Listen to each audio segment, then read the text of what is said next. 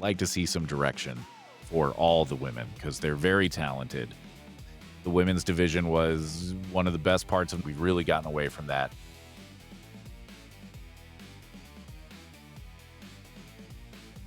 Welcome into a solo episode of Elite Heat where we're talking both Dynamite and Collision. There is no Doug today. And for those of you that watch this on YouTube, yes, I am holding my microphone because my mic stand broke and I haven't fixed it yet. So we're off to a really good start. Speaking of being off to a good start, I'm going to jump into this by nitpicking HBO Max. Look, I get it.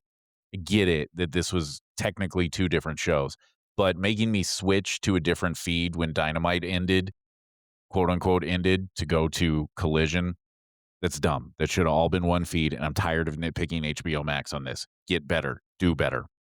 I also don't fully understand why this was a Dynamite Collision combo and not just a 3-hour Dynamite, but whatever. Who cares? So as we get into this, remember, hit subscribe if you haven't already on Apple, on Spotify, on YouTube, wherever you get your podcast, wherever you're listening to this. If you're watching this online, if you're watching, clips and things, give us a follow at Elite Heat Pod on all the social medias. Okay, here we go. So we opened with Tony Schiavone and Sting doing a tribute to Ted Turner, which I wondered if they were going to do something. I figured they probably would because in a lot of ways, AEW, I think, is kind of the spiritual sequel, I guess, to WCW. Sting is still great. I don't care what anybody says. That dude could still fire up any crowd. I think he could still go. I know he just doesn't want to. But I thought it was a really nice tribute to Ted Turner, who we found out passed away earlier today. I thought they did a good job getting that put together pretty quickly, considering they didn't have a lot of time once they found out the news. From there, we open the show properly, and we start with Mox versus Juice Robinson in a Continental title eliminator match. The positive here is I like that they're using Juice Robinson in a spot that feels like it matters. Overall, I thought the match was fine. I would even say it was pretty good. It felt a little off to me at some points, particularly early in the match. It felt like maybe their timing was a little bit off. Not sure what happened there. I wish they'd put Juice over just so they had something to do with him, especially since he would not factor in later when we would see the Bang Bang Gang again. So I'm a little bummed by the finish, but overall, pretty good match. I thought Juice looked pretty good in it. Mox did Mox things. Nothing really to complain about, I guess, other than I would have liked to see Juice go over, but that's admittedly, being nitpicky. Nah, I don't think it is, because do something with him. Then we went from Mox and Juice to the Death Riders Ospreay backstage training. I almost said montage, but that's not really right. Lifting pack with your neck, as Will Ospreay was doing there, is definitely something. It's quite a thing there. But I wrote down here, maybe this is how they're going to stop working the, his neck is a mess angle. And it was definitely interesting. I still don't know where we're going with this, especially as we would get to some things later in the show. But this is one of several angles that I'm going to say I don't know where we're going, but I'm very interested to see how it's going to play out. And really, isn't that what it's all about? Telling a story that makes me go, okay, I am curious. I am interested to see where you go. And that definitely happened with this backstage and really everything that's going on with the Death Riders and Ospreay. I'm very, very intrigued. From there, we went to the quote-unquote double Jeopardy match between Dax and Orange Cassidy. And I don't know why, other than they like the name, why they're calling this a double Jeopardy match, because I don't think they know what that means. I don't think they fully understand what the term double Jeopardy means. But okay, whatever. I also did not understand why there were so many people here. Like, I know that there's a 10-man match at the end of the show, and I know that there's the obvious FTR versus Cope and Christian. Hey, I said it right. Look at me go. Versus the obvious Cope and Christian angle there. But I thought it was a little bit weird that the Dogs and RPG Vice are getting involved in this. It's a lot of people. It was a little bit confusing to me, especially because commentary kept saying, well, they've basically turned it into an impromptu lumberjack match, and then they didn't do lumberjack things. Not really. It was just a lot of people. Confused me a little bit. Felt maybe a little overbooked. I do think that Orange Cassidy winning is the right move here because I think to me, it's more interesting for some combination of the conglomeration, which A, I did not mean to rhyme that, but I'm not mad at it. And B, at this point, really consists of three people, at least until Mark Briscoe is back.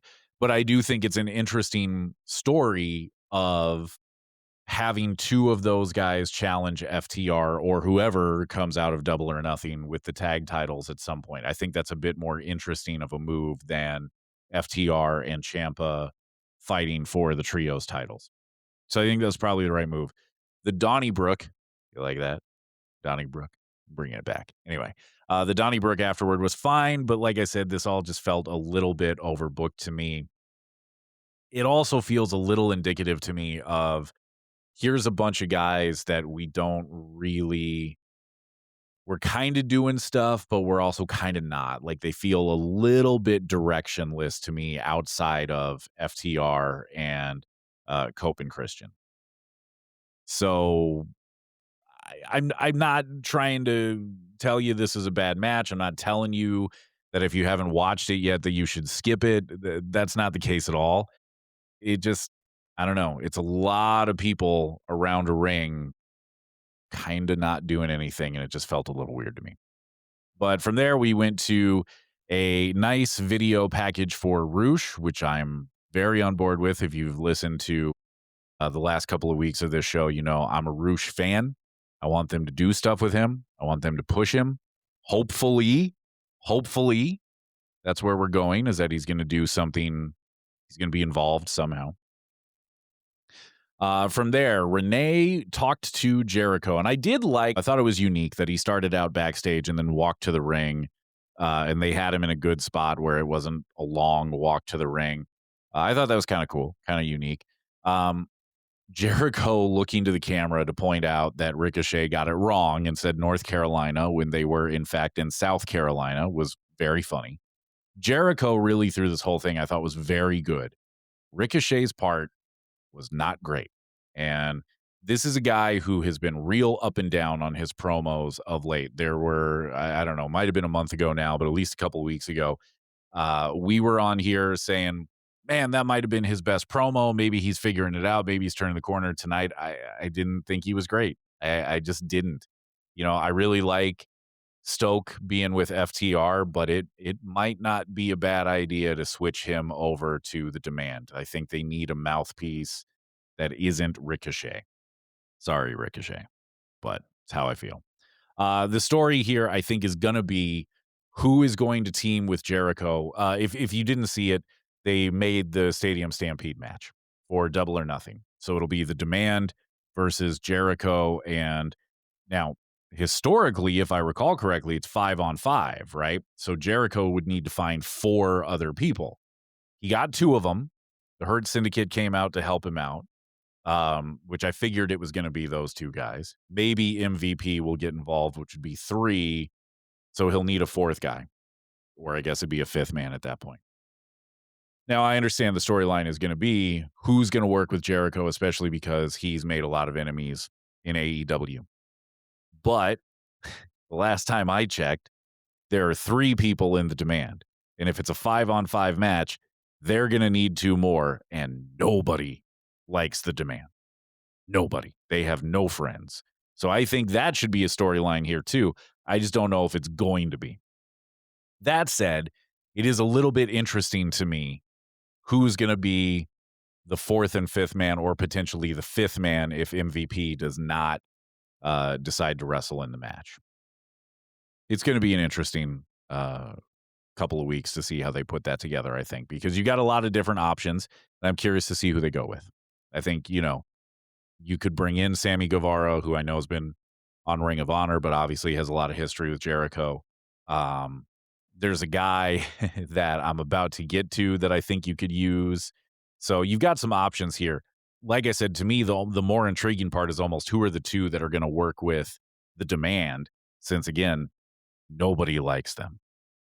So we'll see how they put this thing together over the next couple of weeks. But it is a bit intriguing, and I like a good Stadium Stampede match. I still think the first one was the best one, but I like a good Stadium Stampede.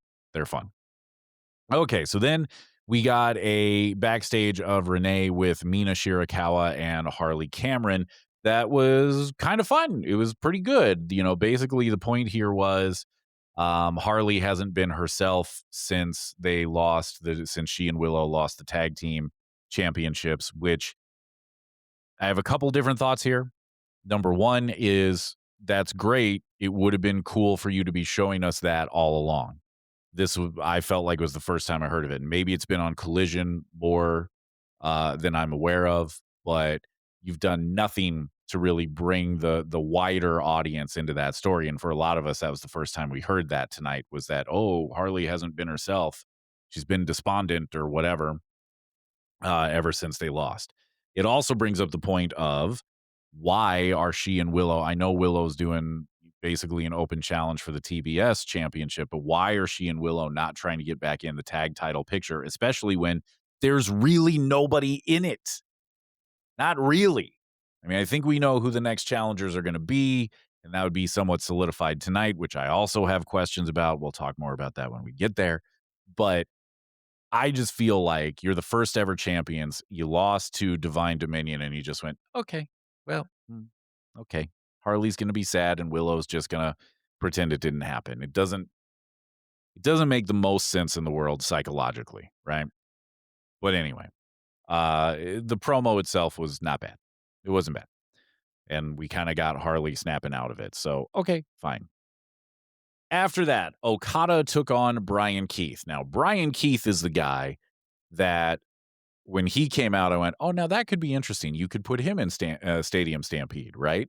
Obviously, he and Jericho have a history as part of the learning tree with Big Bill. Big Bill is another guy that could be a potential teammate. I know that it sort of ended bad, but also sort of didn't. But with both Brian Keith and Big Bill, you haven't really been doing anything with them. Why not put them here, especially because of what they did with Brian Keith tonight? Being in a match against Kazuchika Okada, that's a big spot. It's Okada, you know? So they did that with him. And not only did they put him in a match with Okada, he looked good. Like, they did a nice job of making Brian Keith look good here tonight. He's slimmed down. I think he looks great. The new haircut is interesting with the rat tail, but it actually kind of works for him. And there were, believe it or not, a couple of times that I thought he might win this match against Okada, of all people, right? I mean, especially when you would factor in what would happen after this match ended, the fact that there were a couple times where I kind of bit on Brian Keith might win this thing, that tells you that they put him in a position or are positioning him in a way where maybe they're going to do something with him. And I think Stadium Stampede makes a lot of sense to get him on the Double or Nothing card. So right now, he's my pick to be one of Jericho's teammates. But obviously, we'll see how that plays itself out. But overall, good for him. I thought Brian Keith looked real good in this. This is a good match. And like I said, hopefully they build on this with Brian. So then Okada would talk after the match. He'd do a post-match promo. And this is where Okada called his shot for the World Championship. Now, if you've been following us the last couple of weeks, you know that we've been talking about this a lot, that basically the way it works in AEW right now is you're going to walk out, you're going to pick up a microphone and hold it just like I'm holding this one. Well, not just like I'm holding this one, but in a pretty similar way. And you're going to say, I want my World Championship match, and they're going to give it to you. And they're probably going to give it to you next week. And I wrote down here, I assume this is going to happen on this, a week from tonight, this coming Wednesday. So Okada comes out, he calls his shot. And I'll say this, I don't hate this because it is about time they put Okada in the World Championship picture. My friend Mike actually texted me, I think it was over the weekend or earlier this week, basically saying, did AEW play it too slow with Okada by not getting him in the World Championship picture immediately? Did they kind of accidentally fumble this? Did they waste him a little bit? And I was like, yeah, maybe. I mean, they've basically made him a When you think about Okada over the course of his time in AEW, he's had a championship for basically the whole time. He's had at a couple points, he's had more than one, or at least at one point, he had more than one. But he's held a championship basically the entire time that he's been in AEW. And then when he does defend it, they'll say like, "Oh, he's 4-0 in championship matches." And then you do the math and you go, that means he's defended it 4 times in the course of like 18 months, right? So I don't know that they did the best job of building him for an American audience that may not have known him beyond like, "Oh, I've heard the name and I know he's a big deal." They kinda made him a side character. The funny thing, I like the character, I like him being funny, but they didn't necessarily present him immediately as like, "This dude is one of the best in the world," other than commentary bringing it up every time he wrestles. So all that is to say, you might have wanted to get him in the world championship picture earlier than this. However, this is a guy who can still go. I have no problem with any of the matches he's done in AEW. We haven't seen the 5-star, 6-star, 7-star, whatever matches that he did, with Omega in the Tokyo Dome. I don't know that we're going to get that from him. My friend Mike made the comp of Shinsuke Nakamura in WWE, a guy who's still got some stuff left in the tank. He can still go, but is not what he once was, right? That's probably where we're at with Okada in AEW. I think he can still go. I think he can still give you good quality matches. He can still give you entertaining storylines. I don't know that we're going to get the 5-star bangers out of him. That said, I could be wrong. Who knows? He and Darby might put on an epic match of the year contender a week from tonight. We'll find out. But I'm glad they put him in the world championship picture. This is one I wouldn't mind some build on, but I understand that really what we're building towards is Darby and MJF at Double or Nothing. So they're putting Okada in here to help with the Darby as a fighting champion thing. I think there's something brewing here with the Don Callis family that we'll get to a little bit later. That may play a part in all of it. I don't know. I'm not mad he's in the championship picture. I just would like him to be in a legit program for the world title. That's all. But overall, I'm not mad at it. Then there was an Andrade video package. Fine, whatever. If you're new here, they showed you he's good. Cool. And the ladies love him. Then we got a Kevin Knight and Speedball promo, to which I wrote, meh. It was fine. These two aren't the best talkers. They're not the worst, but they're not the best. I felt like this was the first time I had seen Speedball in quite a while, which is going to come up again later. But, it was basically just a hype that Kevin Knight was taking on Darby for the world title later on that evening. It did that. It reminded you of that, so it's fine, I guess. So then we got another backstage with the Ops, with Joe doing all the talking, which is fine. Joe's a good talker. Joe probably should be the one doing all the talking. No Hook there. Apparently off shooting a movie is what Joe told us, which is kind of fascinating to me. I'd like to know more about that. But really the point of this was they were once again recruiting Ospreay, but this time at the end made a little bit of a threat of basically, I think it was, you've got 1 week to give us your answer, and if you don't shake my hand, then I'm going to punch you in the face, basically. This, again, not unlike Ospreay with the Death Riders, is something that I don't fully understand this angle. I really, truly do not fully understand where we're going with this. But again, I'm intrigued. I'm interested. I'm kind of curious about this sort of bidding war, if you will, over Will Ospreay. I mean, he's just the prettiest girl in school right now, and everybody wants to be with him. I get it. I think Joe hit a lot of he hit a lot of good talking points tonight of Ospreay probably is the next world champion. I'm not entirely convinced of that, as we'll get to, but I think he's certainly going to be world champion. It's probably going to happen at All In. I've been saying that for a while, right? We'll see if I'm right. But I just don't know where we're going with this. I assume it's going to lead to some sort of war between the Death Riders and the Ops, but I don't know. But again, I find myself going, okay, but you have my attention. Let's see where this is going. And I don't see how that can be anything but good. So I don't know where we're going with this everybody wants to date Ospreay thing, but I'm not mad at it. So then we got the match between Harley and Mina and Chris Statlander and Hikaru Shida. Pretty good. I thought this was a pretty good match.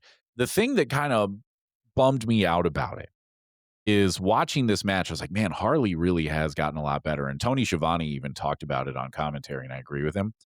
So why does that bum me out? Because as I'm watching this, the whole time I'm thinking, it really feels to me like there's no direction for these four. And that sucks because we have talked a lot lately about how we kind of feel the women's division is a mess right now. That Tekla is hitting her stride with the promos, but who's she going to fight? She doesn't have a contender lined up. Now, we'd get some clarity on that tonight, but there wasn't, and I think still isn't, an obvious contender for Tekla's world championship. Nobody is going after the women's tag team championships. We don't have a program going for the TBS championship. And it just feels to me like you've got a bunch of very talented women that don't have a clear direction and don't have a lot to do. Now, I do think that all of this is building towards Statlander and Shida are going to challenge Divine Dominion for the tag titles, probably at Double or Nothing. That might end up on 0 Hour. I'm not going to lie to you. But we'll probably see that match. I'll be very curious to see if they switch the belts or not, because they have not done really anything with Divine Dominion, which I would be kind of sad if they switch it after really not doing anything with those two. But they might, unless they decide to do the breakup angle and it moves into a Statlander and Shida program, which could be interesting. I still don't fully understand the Shida character here. I don't understand how it fits with Chris Statlander, who is now sort of a tweener, not a face, not a heel, although trending towards heel, I guess. I don't know. I just feel bad for Chris Statlander because this is a couple of months now that we've been going, I don't know what she's supposed to be. I don't understand, and I'm not sure how much of that is her fault. I'm not sure much, if any of it, is her fault, to be honest with you. But again, outside of I think this is leading to a tag team title shot between Divine Dominion and Chris Statlander and Shida. I don't know. It's like they're trying to build momentum with Mina, but I don't know where it's going because they're not having her do anything of consequence. They didn't mention the Tony Storm stuff at all tonight. I don't know. It just feels like there's nothing cooking here for at least half of the four people in this match, if not all four of them. And I'd like to see that change. I'd like to see some direction for all the women because they're very talented. And I'd like to see us get back to that. For a while, the women's division was one of the best parts, if not the best part, of AEW. And we've really gotten away from that. Same thing with the tag team division. We've really gotten away from that. And I'd like to see them get that fixed. I know you only have so much time. You only have so many hours of TV in the week.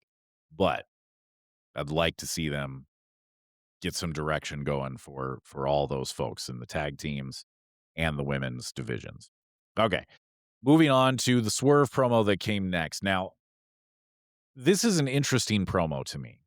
And again, is in the vein of, I have no idea where they're going with this. I have no idea what the point of any of this is other than to make a match between Bandito and Swerve at I assume at Double or Nothing. But tonight, Swerve's promo was all about he wants all the power. Okay. Get that. And that fits after challenging Kenny Omega for the EVP title. So if he wants all the power, why are you going after Bandito? Nothing against Bandito. I like Bandito. I think he's a very talented dude. But I don't know how fighting him gets you power unless you think taking the ROH title off of him does. And maybe that's where we're going with this. I don't know. It didn't make a ton of sense. And I don't mind a vague promo every now and then. And I don't mind it in this vein where it's pretty obvious to me that they're laying groundwork for something, right? Like we're going to peel away at the layers of this onion and it's going to make more sense over time. That's fine. I'm all for that. You don't need to give me everything in one night. We talk about it a lot on this show. If you've got X amount of weeks between now and the pay-per-view, use them. So I don't mind that. It's just on the surface, it's a little bit confusing, right? But I'm down for a Swerve and Bandito match, and if this leads to them wrestling prior to Double or Nothing, which this is how I'm going to fantasy book this. This is how I think this is going to play out. I think that probably next Wednesday, Swerve and Bandito will get into it somehow. They'll make the match, possibly for Collision, could be the following Dynamite. I think that Swerve will go over. He'll probably cheat to win, or he'll do some dastardly things after the bell. Brody King is going to come out. They'll do that again, and this all could be leading to Swerve and Omega at Double or Nothing. Because again, if the whole point is I want power, maybe he goes after Kenny's EVP title again. Do I love that? Yes and no. I love it from the matchmaking standpoint because I think Swerve and Bandito will be very good. Swerve and Brody we know are good. Swerve and Kenny we know are good together. I like that. I don't love it from a story perspective, but we'll see what happens. It's another one of those where, again, I don't know where we're going with it, but you've got my attention. I think they're doing a good job of making it just intriguing enough to keep me hooked on it. We'll see what happens next week. We'll see if they get more of a build. I'm sure they'll get more of a build going. But I don't know what it's going to look like. So after that, then Renee was with Brodito. I probably should have folded this all together. Basically, Bandito just said, I'm not hard to find. And Brody basically said, you hurt my friends. And that's a whole other thing. So that's what makes me think Swerve is going to, quote unquote, hurt Bandito. Then it'll be him and Brody. That could lead to him and Kenny Omega because we still haven't seen Omega since Dynasty after the weird crying in the locker room promo with him and Will Ospreay. And at some point, I feel like we should see him, right? Like, it's Kenny Omega. We should probably see him. Just a thought. Then it was, I guess, the Dynamite main event time of Darby Allin versus Kevin Knight. Really good match. I was very surprised because I thought for a good portion of this match, they wrestled a different style than I expected. With both of these guys, my thought is flyers, right? There are going to be a lot of top rope stuff with these guys, a lot of spilling out to the floor. And there was, don't get me wrong, but especially right at the start of the match, it was a lot of holds, a lot of mat-based wrestling. I really liked it. I thought that these guys showed you a different side of themselves that we don't normally see in the ring. I thought Kevin Knight was working a little heelish. That was kind of interesting. They're working a knee injury angle that started, of course, last week in the match with MJF. So, they're probably going to keep that going with Kevin Knight. Good match. Good match. Really was good. Again, Darby is making me a believer. He really is. I didn't think I personally I didn't really think that Kevin Knight was going to win, and because of that I didn't really bite on any of the false finishes. But we talked about it last week, this angle of Darby is going to have to basically fight his way from, he's the ultimate underdog, right? And he's going to have to fight his way up this mountain because no matter who he's in the ring with, they're going to be bigger. And, we know how he works. He's going to get ragdolled, although he's doing less of that since winning, which I like. But, he's going to have to come from behind essentially at some point. The matches have been a lot more even since he won the title. I think that's smart. I think that's how it should be. But I also like the angle of, look, this guy could lose to anybody, right? Like we believe he can beat anybody, but he can also lose to anybody. And that adds drama to the world championship picture that hasn't been there for a long time. Because really, when you go back a couple of months where they started I'm calling my shot, person X calls their shot and gets their title match the next week. There were a bunch of those matches where I went, well, the challenger is not winning. Hangman wasn't going to lose to Speedball Mike Bailey, which I don't think even happened, but you see my point. There were a bunch of those with MJF that I was like, MJF is not losing to this person. I love Brody King, but I was like, MJF is not losing to Brody King. He just wasn't. With some of these, with Darby, I'm going, well, maybe. And with Okada lined up, I mean, I could see him losing to Okada. I don't think he's gonna, but you can see it, right? Because it's Okada and he's got the pedigree and all that stuff. I also think it's a really smart way to keep building Darby as world champion. And again, you're making me a believer when I didn't think I was going to be. So kudos to AEW on that. Truly, they're doing a really good job here. And they're making Kevin Knight look really good too, which is, there's nothing wrong with that, right? You always need more stars. So then MJF comes out post-match. And I really thought, because the whole point here, the whole build to this has been, Max, you cannot have your rematch until you put something on the line. And I have been thinking this whole time, oh my God, they're going to do it again. I'll never challenge for the world championship again. Or at least it would be as long as Darby has it, Max can't challenge if he loses, right? Which is, I'm so over it. I hated it with Hangman. We've talked about it on here that I don't like the stipulation of if FTR beats Cope and Christian, that Cope and Christian won't team together anymore. Like, sometimes fighting for the title is enough. You don't have to keep adding the stipulations, right? So I really thought that's where we were headed here again. I did think for a minute, I thought they were going to go for the diamond ring because I knew Max was going to put that on the line. And I thought maybe Darby's going to go for it. Again, I love how no matter what MJF says, Darby just calmly goes, no, especially since Darby's supposed to be the unhinged guy, right? I love it. I really love what they're doing with him. It's really good. Really good. I'm happy to be wrong about this, about his world title run. I'm glad they didn't do the you can't challenge again thing. I don't think the ring would have been quite enough, right? So I'm glad they didn't go with that. I think it is a brilliant angle to do hair versus title. Brilliant way to fold in. Everybody's been talking about Max's new hair, right? I loved what Darby said of, you flew 15 hours to Turkey to have it sewn into your head. It's the only thing you really care about, so put your hair on the line. Love it. Love it. And it now makes me legitimately question who's going to win, because we know Max is going to ultimately agree to it. And now he's going to be desperate, right? Now he's the animal in the corner who's even more desperate and foaming at the mouth than he would have been just to get the title back, which we know matters a ton to Max, right?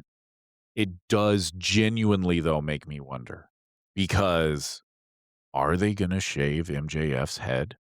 I could see it. I'd be kind of pissed if I were him that you just spent that money on the new hair and now they're going to take a razor to it. But it's interesting. Right now, I'm still leaning towards MJF takes it back from Darby at Double or Nothing. But the stipulation has me at least questioning that. And that's really what a stipulation, I think, should do. So, again, credit where it's due. I think they're doing a really nice job now with the MJF and Darby angle. I think they're doing a good job.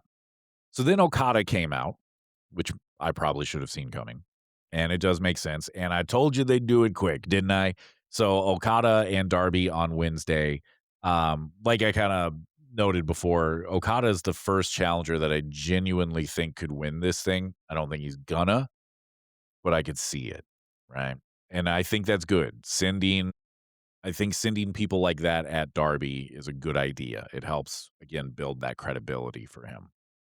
So then we got a backstage with Renee talking to Doc Samson and Will Ospreay about Ospreay's health again. And that was my initial reaction was, oh, good, we're doing this again. Because as you know, if you listen, Doug and I are both over his neck is basically a sack of marbles at this point, right? Doc Samson saying, the training he's doing is improving his condition. It's actually getting stronger. I like it. Mentioned it earlier, right? That's an interesting way to get past his neck is a bag of marbles thing. And again, doing basically neck curls with Pac laying on your neck, I would imagine would strengthen it. Yeah. Um, so it's an interesting angle. It feeds into, hey, the stuff I'm doing with the Death Riders is working, which then would feed into why would I go work with the ops when the Death Riders are actually helping me? Again, I'm not certain where we're going with any of this other than this is their ticket out of talking about his neck all the time. But I am intrigued as hell by all of it. I really, really am. This Ospreay story is probably the thing I am most into right now, and it's the thing that I have the least idea of where we're going with it. I genuinely have no idea. I assume he's going to be on the Double or Nothing card somehow, but against who? I mean, it's probably going to be one of the ops, right? Because he's probably going to reject him. But I don't know. I don't know. It's real interesting. Really, really interesting. So they're doing a nice job overall, I would say, with this build to Double or Nothing. So then so now we're into the collision portion of the night. And we get AR Fox versus Speedball Mike Bailey.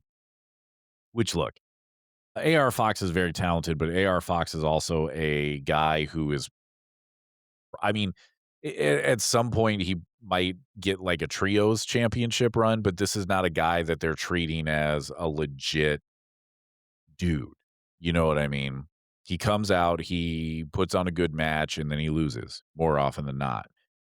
And so for Speedball Mike Bailey to have gone from somebody who felt very important to now being in a match like this, which is a good match. It's a good match. It's worth watching. It just didn't feel important. I'm watching it going, I don't know where we're going with it. Okay, so Speedball gets the win. So you can say, oh, okay, he's been on a, hot streak or whatever. But I don't even know if he has been. I don't even know because they're really not doing anything with him lately. So it's a bummer to see that they built that momentum for him and that they've kind of lost it and all of it has gone to Kevin Knight.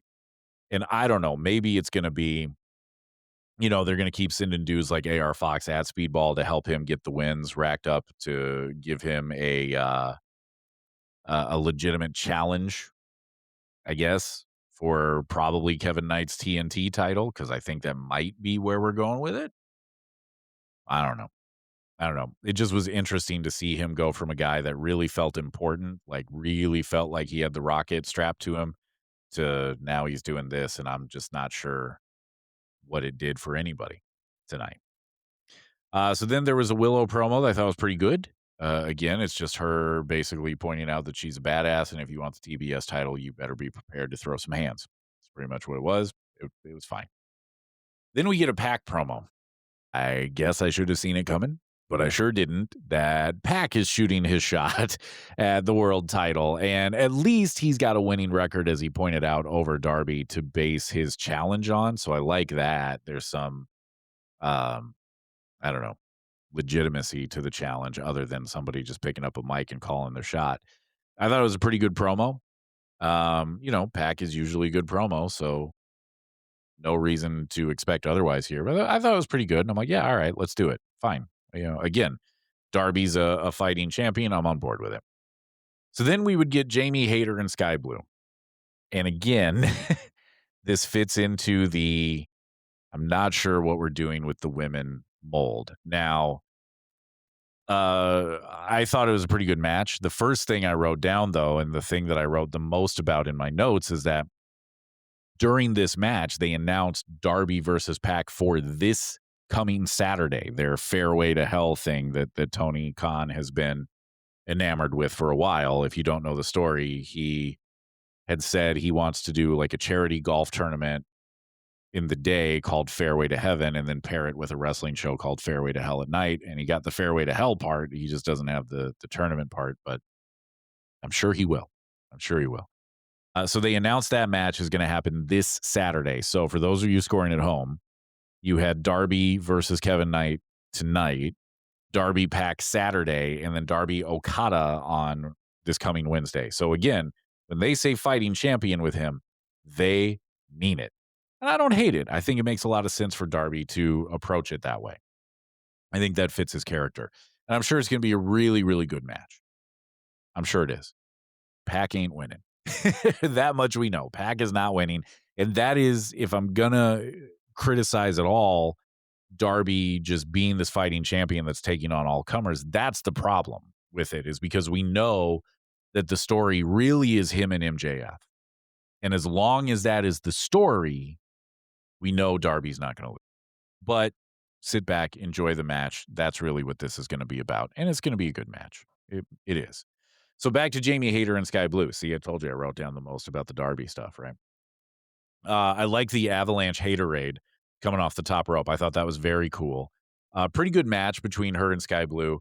I'm gonna be very blunt here though and say I'm over this weird thing of the Brawling Birds and the Triangle of Madness because there's not really story behind it other than Tekla attacked Jamie Hayter when she first showed up on AEW. Yeah, she did, and it took like a year for you guys to come back to that, or however long Tekla's been in AEW. Other than that, there's not a lot of story here. It's not doing anything for Triangle of Madness. It's not doing anything for the Brawling Birds, who are supposed to be this badass tag team that rarely tag together. So what was the point of building them up as this badass tag team when they rarely are a team? And at the end of this, Tekla and Julia Hart would be shown in the crowd. They didn't say anything. I get it that this is leading to Jamie Hayter and Tekla at Double or Nothing. That's fine. I have no problem with that. I like Tekla. I like Jamie Hayter. But we've done it before. And I don't know that we should be going back to this for Double or Nothing, which is one of their big 4 pay-per-views. Then again, what else are they going to do? Because like I said before, they have no clear challenger lined up for the Women's World Championship. They don't have a clear challenger lined up for any of the women's championships. In fact, the only one where there's a genuinely clear challenger lined up is the Men's World Title, which I get is going to be kind of like your A storyline, but I don't know. Okay, fine. So make the match, I guess. They'll probably put a stipulation on it because, again, we've done this before, and that's fine.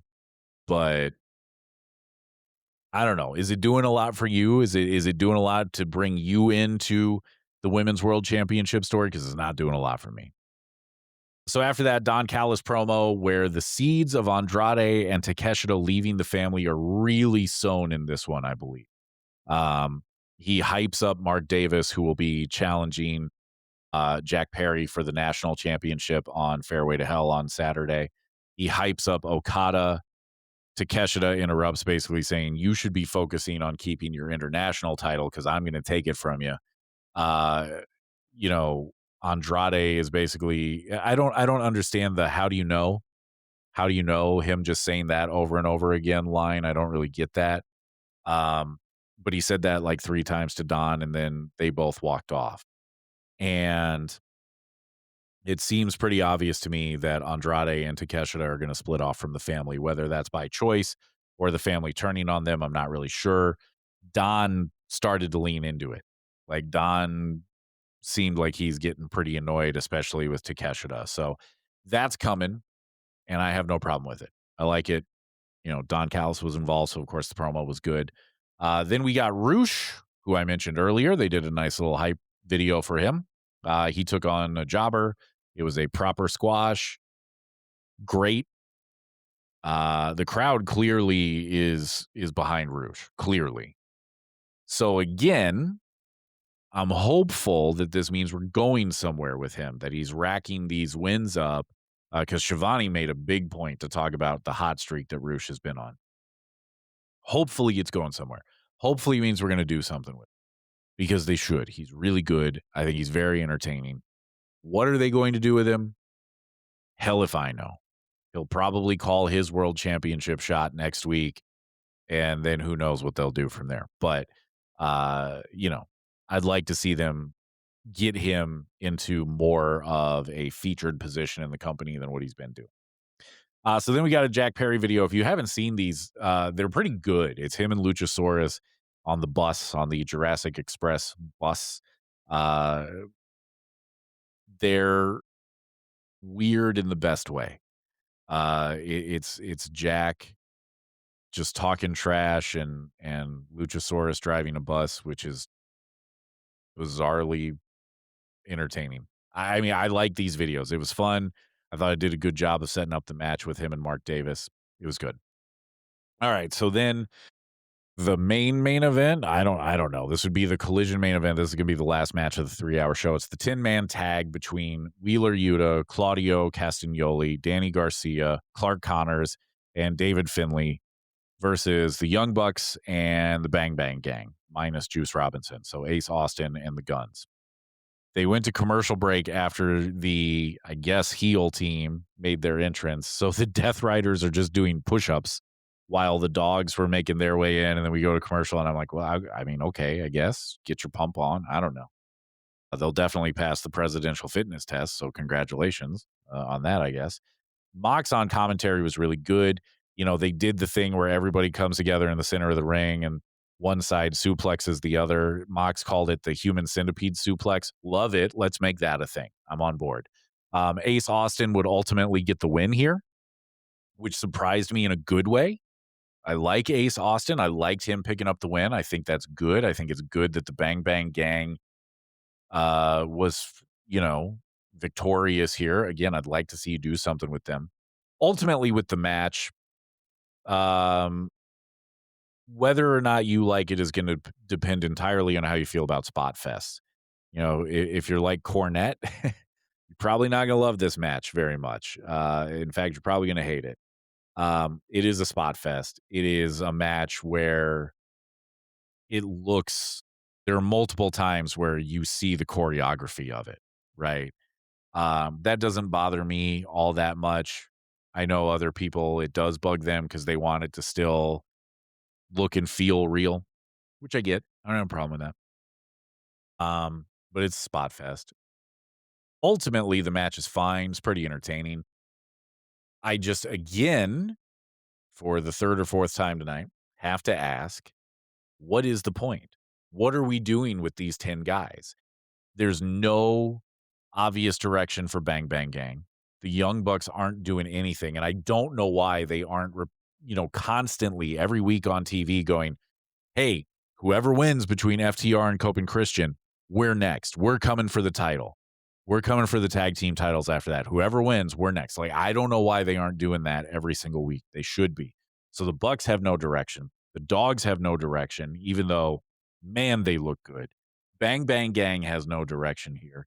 The rest of the Death Riders that aren't Mox don't really have a direction other than, hey, we're involved kind of in whatever it is with Ospreay, and, okay, Pac's going to fight for the world title and then go back to not having a direction. So again, you got 10 people here. You got the women's division. You got basically every tag team that isn't FTR or Cope and Christian. None of them have a direction here. None of them are involved really in anything that feels like it matters. And I don't get that, because that's some big names for this company that you're kind of leaving on the sideline headed into Double or Nothing. I don't get it. And maybe this is going somewhere and I just can't see it yet, but I would like to see them figure out a direction for these 10 guys, for the women, for the Rascals, for who else have we talked about? I mean, the national championship doesn't get featured all that much on TV. I'd like to see that more. I mean, you see where I'm going with this. Like, you've got a group of storylines that are very good. They're very, very good, that I don't know where they're going, but I'm like, great, let's go on the ride. And then you've got everybody else where I don't know what you're doing. I don't know where you're going. And I just feel bad for you because, hey, you're getting on TV, which is great, but I have no idea where you're going or what you're doing. And the creative there feels like it's lacking. And I hope that they get it sorted out sooner rather than later. Because again, this is a lot of people that are very talented. And I hope that I hope there's a long-term plan here to build to each of them doing something. I think that the Dogs and the Bucks should get involved in the tag team scene. I'd like to see legit challengers for the trios championships. Those are out there and nobody cares. So I don't know. we'll see where this goes. And that's really all we can say about these shows. Right now, they're laying groundwork. Not all of it is clear in a good way, right? Not all of it's clear, but I'm intrigued. For other people, I don't know how much groundwork they're laying, and I'd like them to do more of that. But I would say this is a pretty good show. Actually, I'd say it's a very good show. It's pretty entertaining. 3 hours of wrestling. Match of the night is a little bit tough. There wasn't anybody that really jumped out where I was like, "Oh my damn," while watching it. So I think I'm gonna go ahead and give it to, you know what? I'm gonna give it to Dax and Orange Cassidy. They were actually very good. I got a little hung up on all the people around the ring. The match itself is actually very, very good.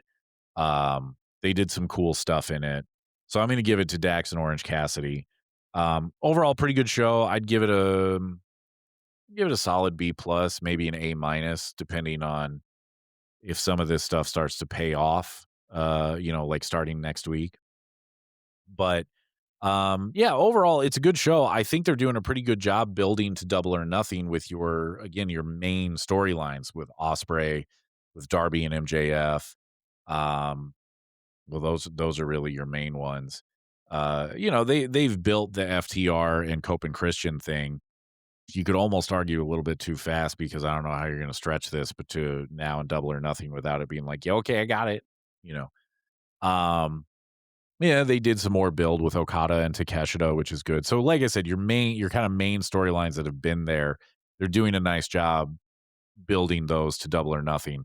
It's everybody else that I want to see start to get that same build of what are they going to do? What's Chris Statlander and Sheeta going to do at Double or Nothing? What are Divine Dominion going to do?